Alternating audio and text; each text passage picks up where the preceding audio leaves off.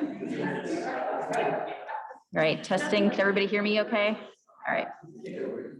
Hello and welcome to the Art and Art History and Art and Sustainability lecture series. This is our first Art and Sustainability lecture series of the semester. I'm Kate Parsons. I'm a professor over in the Digital Arts Department. I want to thank Jess Everts and Jeffrey Bowen for helping us put these events together. And I want to welcome Julie Weitz. She's a transdisciplinary visual artist whose narrative-based cinematic works include live and multimedia performances, photography, drawing, and installation. Her highly collaborative process often involves spiritual leaders, activists, poets, choreographers, and musicians. Frequently drawing on her heritage and life experience as a queer, Ashkenazi, and diasporic Jew, Weitz's spiritually resonant works engage the most pressing ethical challenges of our time. Julie has been featured in Art Forum, Art in America, LA Times, New York Times, Bomb, LA Confidential, Photograph Magazine, Hyperallergic, and also on KCRW, just to name a few. It was a really long list, so I had to just pick just a few to talk about. Please welcome Julie Weitz.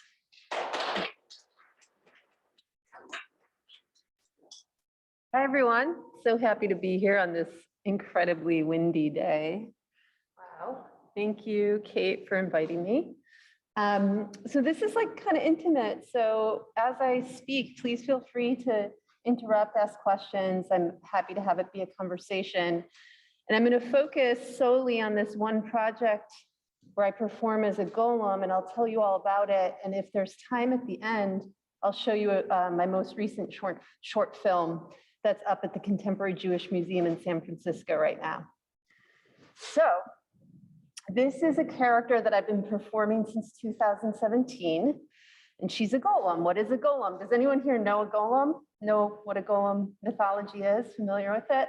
Yeah, so it actually originates in the Torah. The word golmi shows up once when Adam is speaking to God, talking about this unformed substance having been made out of nothing. So golem literally means in Hebrew, shapeless mass. And the Kabbalists, the Jewish mystics, developed this idea of a golem as a meditative technique.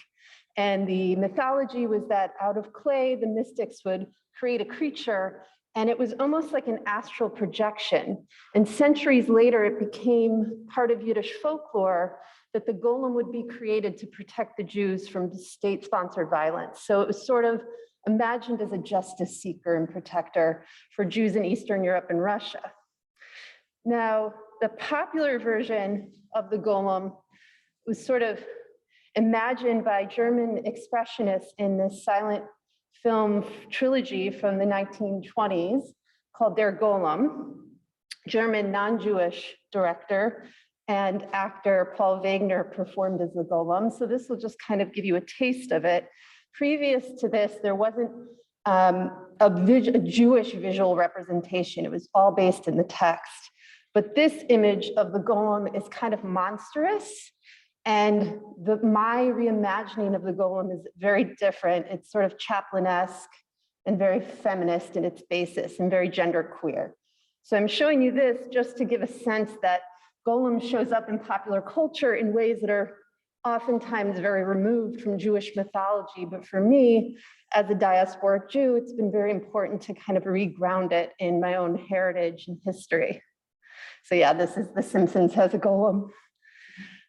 So how did this come about? I was fascinated by golem mythology, and after the Unite the Right rally in Charlottesville, Virginia, where they're chanting "Jews will not replace this" and other unbelievably racist and anti-Semitic slogans, I felt very driven to respond. But I was really thinking about silent film and also about comedy being a way to approach a version of hate that's so ugly and powerful. So I started making these videos for Instagram where I dressed up as a golem, and I'll show you one of them.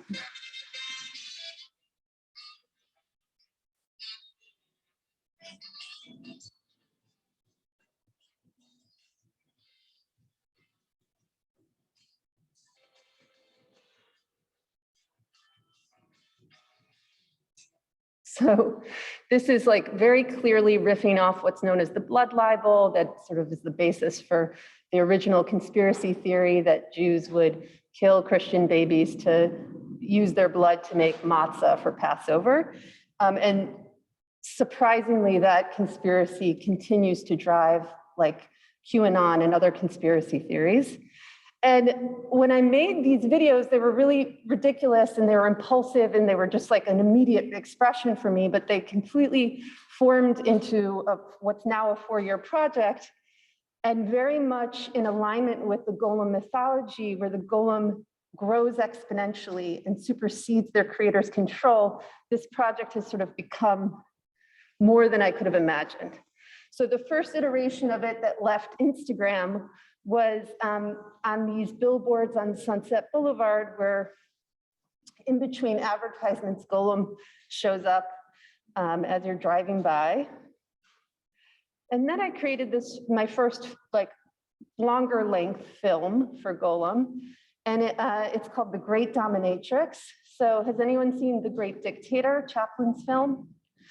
It's a pretty poignant and hilarious film where Chaplin performs as both Hitler and a Jew, and it's a critique of fascism. It came out in 1939 while the war was still going on. And there's a scene in that film where Chaplin's performing as Hitler and he's dancing with a globe. So I decided I would take this idea of the character's relationship to the globe, and my golem would become a dominatrix, and she would try to dominate the globe, this 3-foot inflatable globe, also riffing off this conspiracy theory of Jewish global domination. And then, as you can see from the costume, I'm adding elements of Hasidic culture, what's called the stremel, the fur hat, and tefillin, which religious Jewish men wrap around their arms, and it's becoming part of her dominatrix costume. So I'll just show you a brief trailer from it.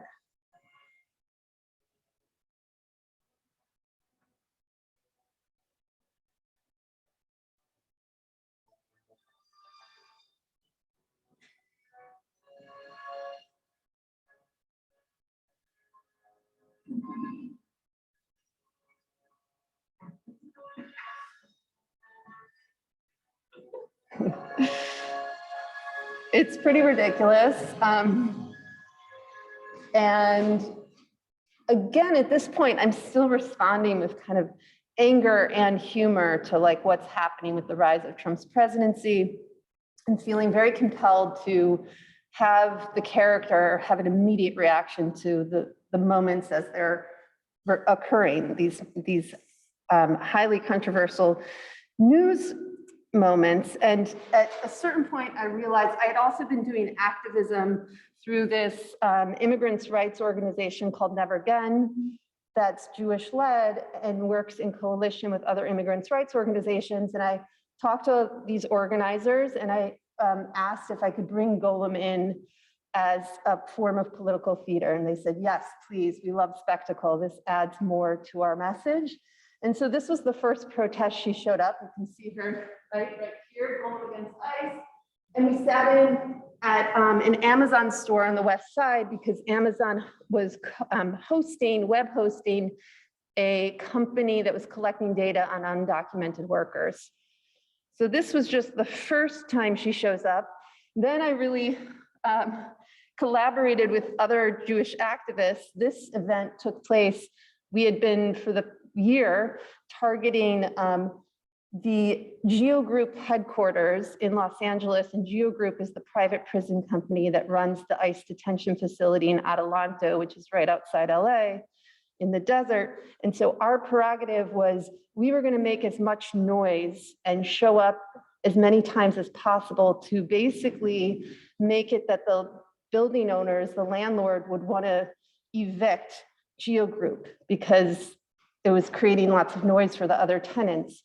And it eventually worked over like a year and a half of protesting. This protest we organized around the Jewish holiday called Purim, which in a very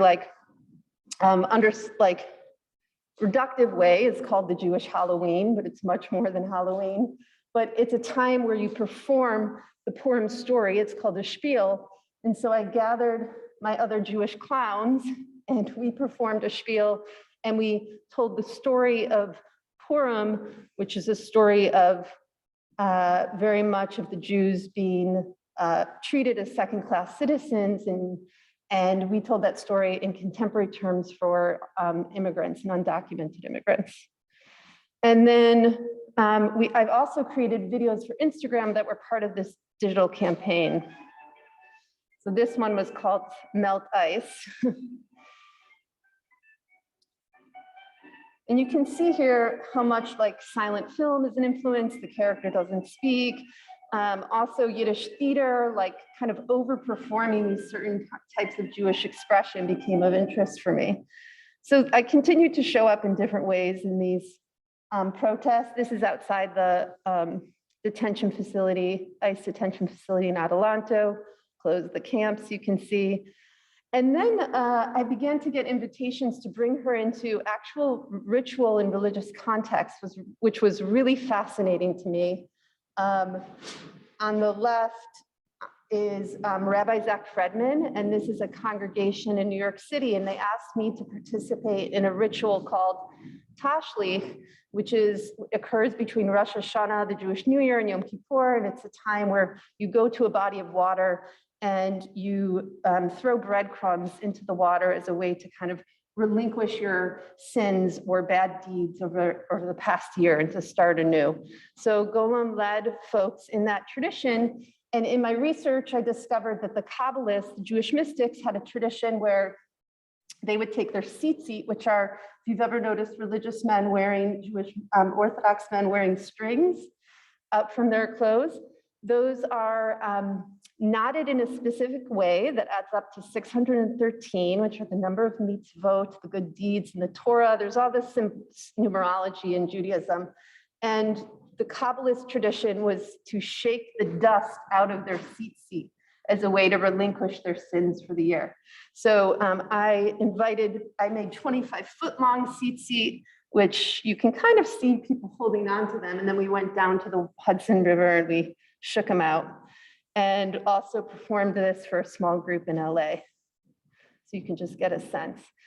So this newest iteration of the Golem, which I've developed, my Golem becomes a wildland firefighter. So how did I choose this as a subject? Well, as with so many of the projects and iterations of the Golem character, they're very led by collaboration. So when people invite me in to work with them, and I let that sort of be the way that the project grows.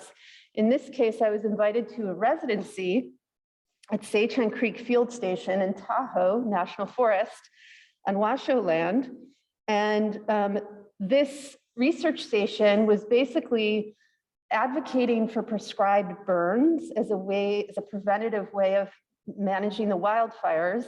And they understood, and I'll tell you a little bit about prescribed burns in a moment, but what they understood, these scientists, was that we need artists and filmmakers to act as cultural translators for concepts that are a little difficult for us to grasp as a general public. So they offered basic wildland firefighter training to artists and filmmakers who were interested in working with this idea. So here I am getting my training. And so prescribed burns, how many of you are familiar with that term, controlled burns? It's definitely entering the public much more, which is so fantastic. So where do we start? We can start with Smokey the Bear, which was really part of a propaganda campaign that also was in alignment with 100 years of US Forest Service fire suppression.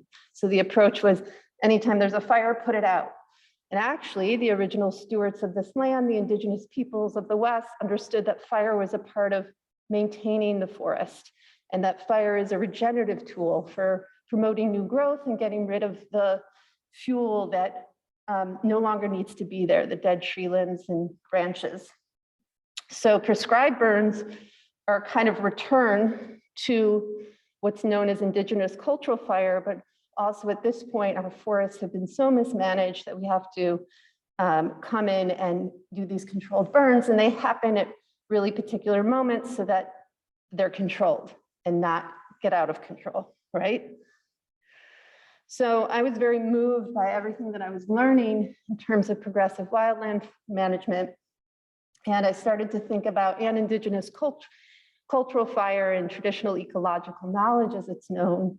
And I started to think about what Jewish traditions were in relationship to fire and how I could advocate from a position as a diasporic Jew, what that means to think about fire as a force of hope and a preventative tool. So something good and not just something bad. As we know, we experience it seasonally every year for longer and longer periods of time. And so, of course, this is the burning bush, this idea of the fire did not consume, and this idea that fire is something holy and sacred, and we have to honor it in that way. So the first film I made, it was just the idea of my golem becoming a wildland firefighter. And this was shot at Sagehead, where they do these controlled burns. And this is after a burn has taken place. I'm just showing you a clip from the video. And what you're seeing are these black circles of ashes where we've collected dead tree limbs and stacked them up into these like circular forms. And then they are burnt. And you can tell from this last image that they really like clear out this whole space in the forest. And again, the whole idea is that fires get out of control because there's so much fuel for them to burn. In this video, Golem is kind of reenacting the techniques of wildland firefighting that I use. And she's also like very much a friend and lover of the trees. So she's protecting them in this way, but she's also a total clown. So when she starts to use the hose, and it's a garden hose, not the right hose you would use, she gets all tangled up. So I'm still kind of thinking about Golem as what is known as like a sacred clown, that she's coming with a message in an absurd way to like bring your attention to the absurdity of the situation. And the latest film that I made is called Prayer for Burnt Forests. And I'd like to show it to you because I feel like we have time. It's about 14 minutes. And I'll just give you a little bit of background before we watch it. So we shot it last year in Angeles National Forest after the fires from 2019. And the fire was based on a prayer that I co-wrote with the rabbi friend of mine after those fires. I'd been living in Altadena, so I was 20 miles away and I had to evacuate. And I very much felt like the immediacy, and many of you, I imagine, have felt the immediacy of wildfire and it's impacting your life. And I also am a big hiker, so I found that every time I took a hike in California, no matter where it was across the state, I'd come upon an area of forest that was burnt. And I felt like I wanted to say something or honor it somehow or atone for it in some way.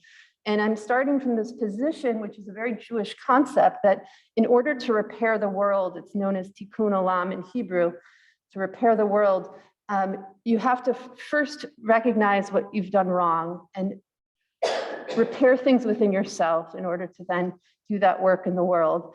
So this prayer is sort of the starting point.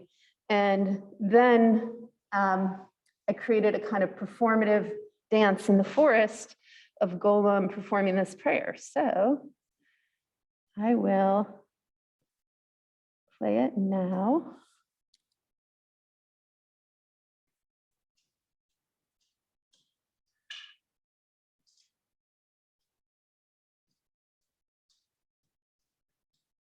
Is there any way we could turn these lights off? Thank you.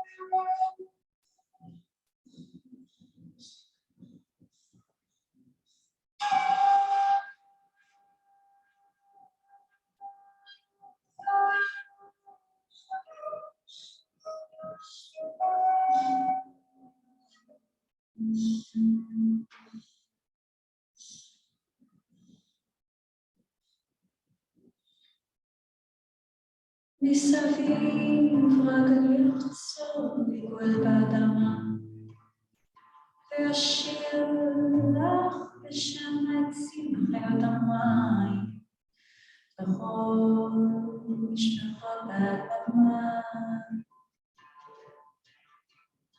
מתוך חפר המוות תקרא אל מקור החיים עולם שהיה שנוכח אותו נקרא בפים כל אמותינו שלחו לפנים מרובי צורות מרובי שמות קוראים אליך מלאכים ואישים אדמה מים רוח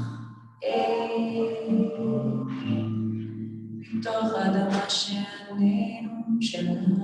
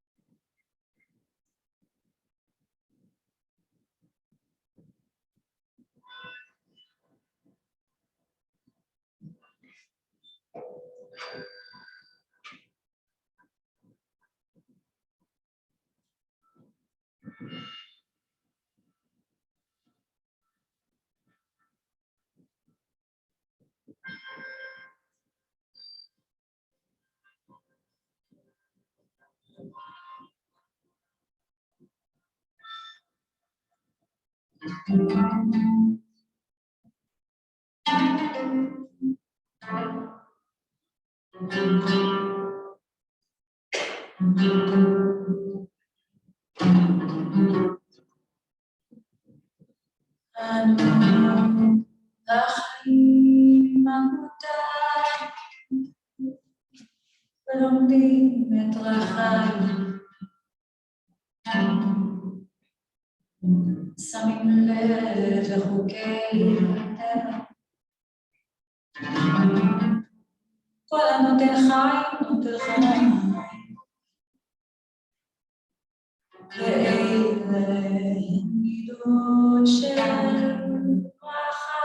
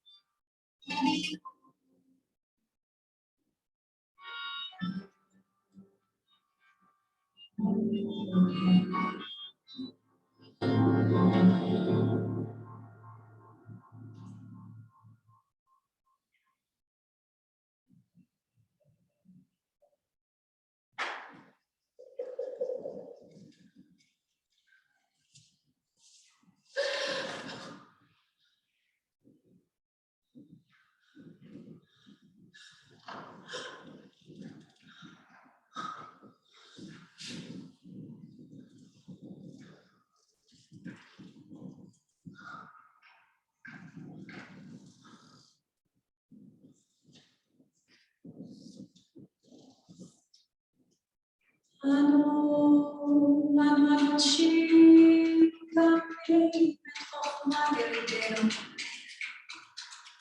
מבקשים מחילה חטאותינו, כנבדי שתרבות בני העמים, הכירה חיי אבות ועצים קדושים.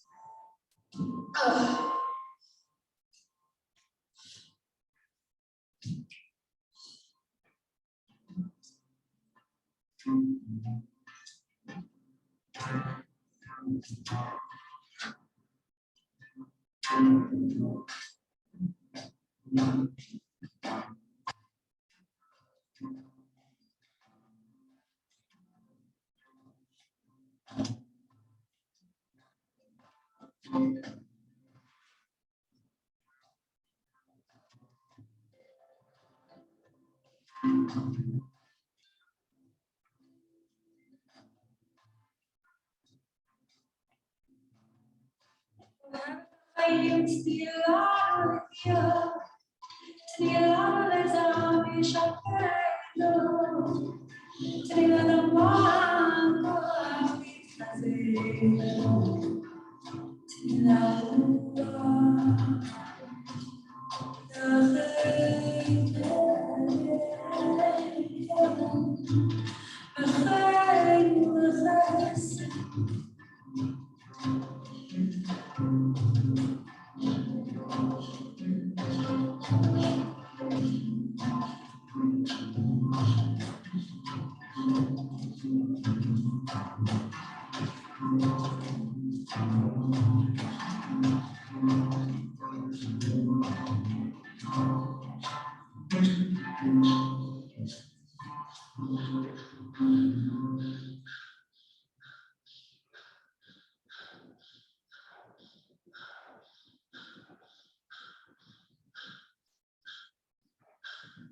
אנו עשויים בצלמך, יצורים אביבי פונה לעדינותך, יושבת בסדר יום, לא נזוז מכאן עד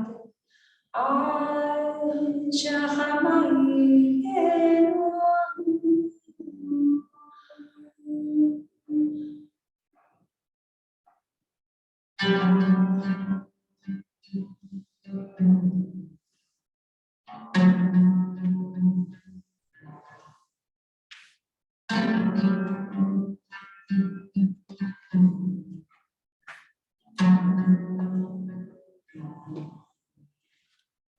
So as part of this project, thank you. As part of the project, the museum in San Francisco, where the show's up right now, printed these prayer cards, which I welcome you to take. And I have some versions that have a Spanish translation on the back and English on the front, and some are English Hebrew. And yeah, I think I'll leave the rest of our remaining time together open for questions.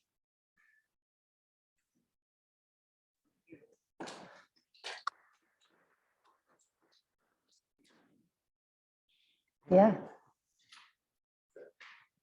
Totally fascinating, but so just a couple of questions. You may not want to answer all of them. So I'm interested in your makeup. In the very gritty. It's not a complete mask. I mean, I know it's sweat, it becomes runny and things like that, but it reminds me a lot of Butoh and Japanese art. And I wonder if there's a connection there, if I'm just making that connection. Then I'm also interested to know what's the collaboration between you and your cinematographer. Because obviously, in all the work you've shared, you may be the filmmaker in some Instagram work, I don't know, but this, clearly you had collaborators, so it's a beautiful collaboration.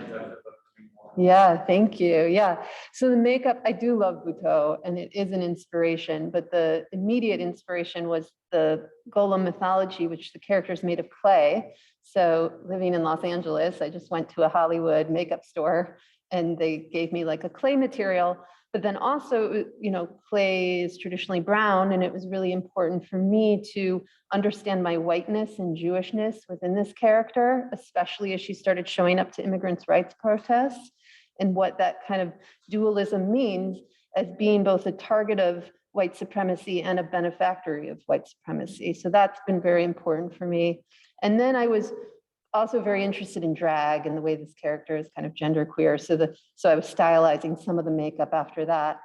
And then most of the films I was filming myself in my studio, which was like a complicated process of being behind and in front of the camera.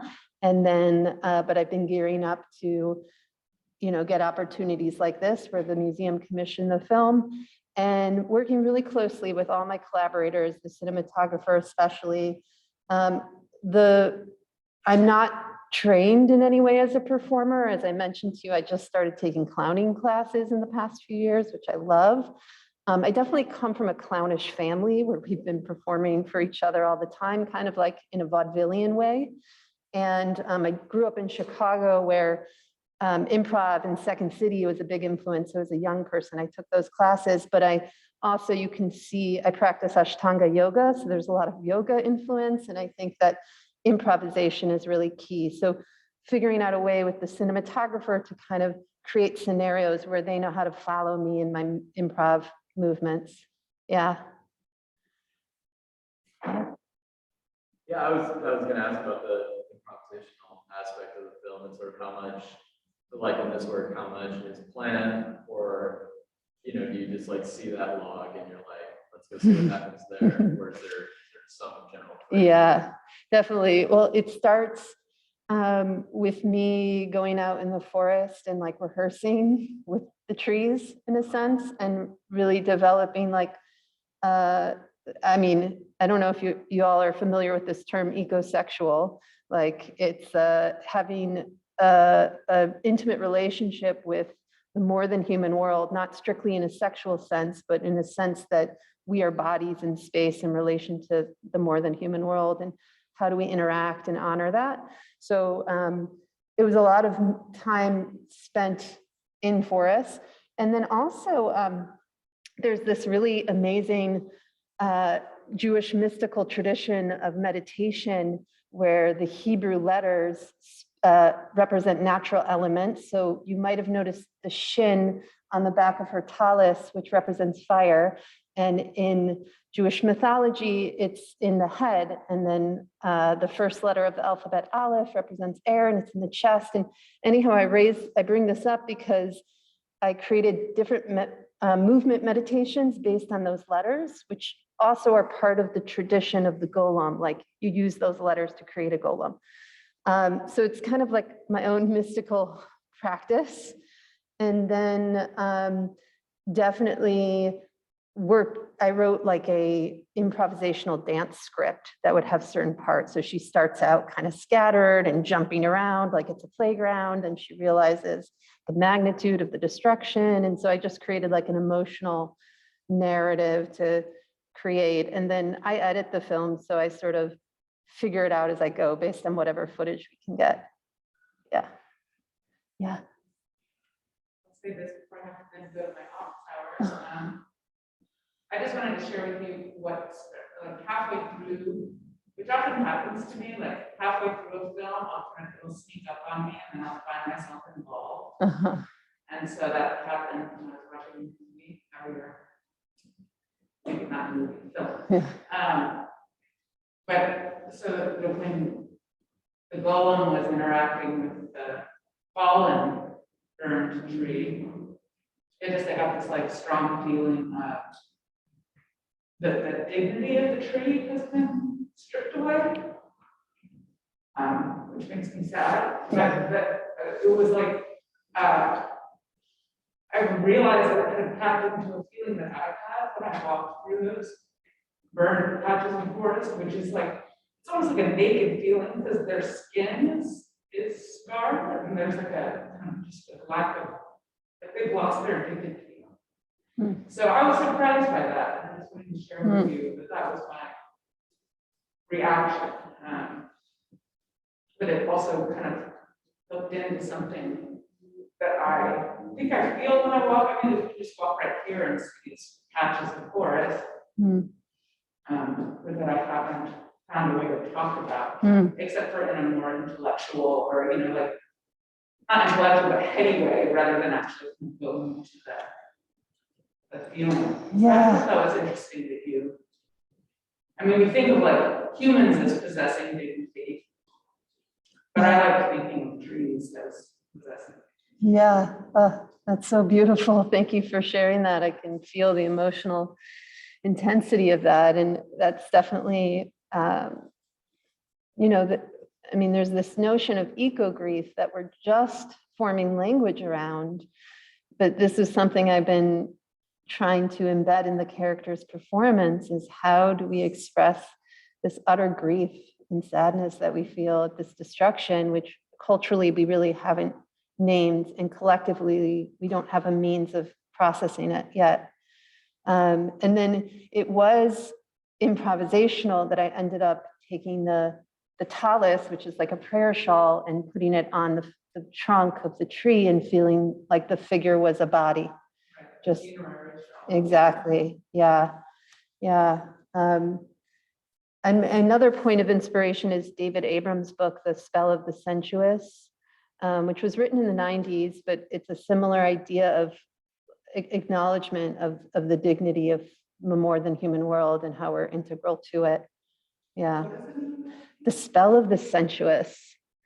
And it's all about our pre-linguistic relationship to the more than human world before we could name it and contain it and categorize it and eventually extract it and abuse it. Yeah. Oh, do you want to take one of these prayers before you go?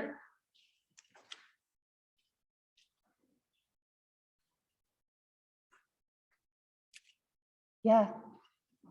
I'm really interested in more on Sunset, and I was just curious like how that came about, and if you had any doubts about it or what your thinking about it was in terms of like the juxtaposition between the deep meaning of your work and the commercialism of like having a billboard on a phone. Yeah. Yeah, that's it's a really interesting program called IF Foundation, and they commission video artists to put video art in between these advertisements. And it's an interesting idea to like, and most of the viewers are driving by. So like, if you do drive by, there's a certain level of joy to see something weird and unexpected. And maybe in other locations you've seen video art in public that usually is on like a digital screen. I think it's like a great interruption of the norm and the capitalist system of selling you something all the time. And I know that when I come upon that in surprising ways, it's really exciting. But I also didn't like put the most precious work on there. Like it was designed to be visually impactful, but there's no sound element. And, you know, it was just a minute of video and then commercial. So it's a weird juxtaposition and you kind of have to adapt to it. And also there's no feedback. Like you don't know how people are experiencing it. And you just kind of have to, you know, put it out in the public and hope that people enjoy it. Yeah. Yeah.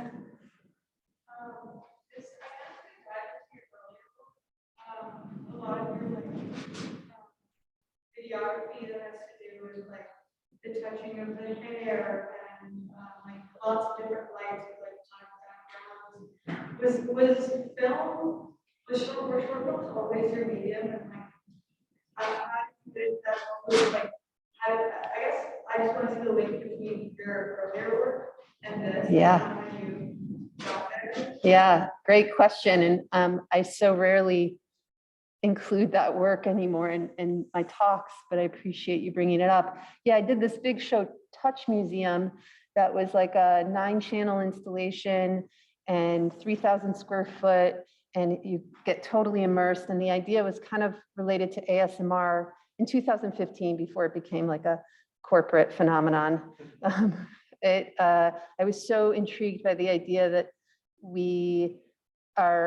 that someone can feel touched in a sensual way, again, not sexual, but sensual, in an embodied way, just by like watching something or listening to someone whisper something. And I love this idea that we would have a relationship to the screen that would actually ground us more in our own bodies rather than be disembodied. So that, I actually was a painter for most of my life. And then I reached a dead end with painting. I felt like I wanted it to be more embodied somehow.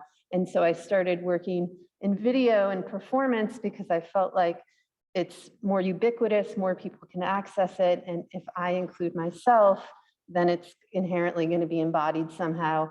But I was really afraid to include myself. So at first it was just like fragmented body parts in my videos. And I was afraid for a few reasons because I had no performance experience. But then it also became clear that part of being Jewish for me has been like hiding it in a way. It's like a form of code switching. I grew up in a very Jewish community, and you know, I can feel a level of comfort and ease in that community. But that I would, as a white person, I could also hide it and suppress aspects of my Jewish identity publicly. And this project and the catapult for it, the Unite the Right rally, really became a way for me to publicly name myself as Jewish and figure out what that means. So that's an ongoing process, and deeply intriguing and complicated. And I'm now like on this deep path as I'm like, it's engaged me more with radical Jewish queer communities that I just really love and am inspired by, and it continues to grow the project. And I'm interested in creating more collective experiences in relationship to embodiment that would actually like take place in a burnt forest. So this is kind of like one of the new directions of my work. Yeah, thank you for that question. Yeah.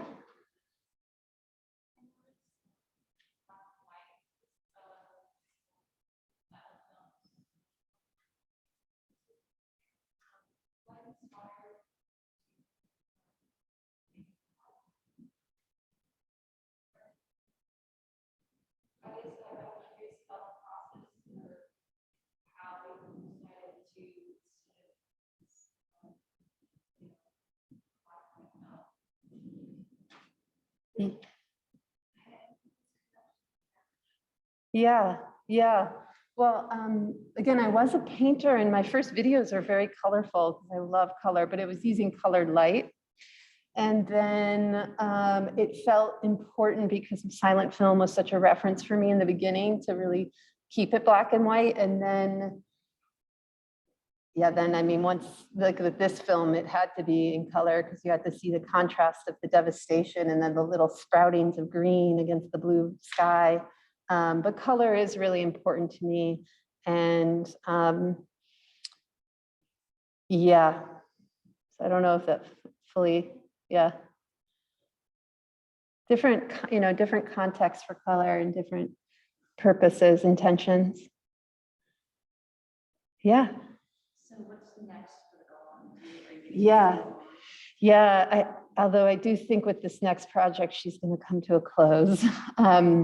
So I'm going to Eastern Europe this summer, and I'm going to film a series of performances at sites of ancestral trauma, basically. And I'm a fellow in this organization called Yiddishkeit, which is, we've been studying Yiddish language, culture for the past 2 years. Yiddish was the native tongue of Ashkenazi Jews. People call it a dying language, but there's very much aspects of it that are alive, especially in translation of like poetry and song. And we're going to, as part of this fellowship, we're going to Eastern Europe for a month and going to tour Ukraine, God willing, that the war isn't happening, Romania and Poland, to visit these sites where Yiddish culture once flourished. And I'm also going to visit the shtetls where my great-grandparents were from. And I'm creating like 3 different characters, and I'm going to be performing in these different contexts. Yeah. So I kind of feel like it might be an endpoint for the project because she's basically a diasporic golem returning to her ancestral lands. And, I think a lot of conclusions are going to come, or resolutions going to come from that project. But will yet to be determined. Yeah. Students, but like I know you've done a lot of resident students, you spoke about a couple of them you've done. Just if you had any advice for them, like they kind of head out to the world finding artist residency. Yeah, just apply, and expect more rejections than acceptance. And in the end, it's all about finding the right fit. So doing a lot of research and talking with people, and when an artist really resonates with you, making those connections and asking questions and gathering information, and really being honest with yourself about what you actually want versus like what you think you should want based on external concepts of success. Yeah. All right. Anyone else? I'm happy to stick around. And if you are interested in getting a little prayer card, please feel free to collect one up here. All right. Thank you all.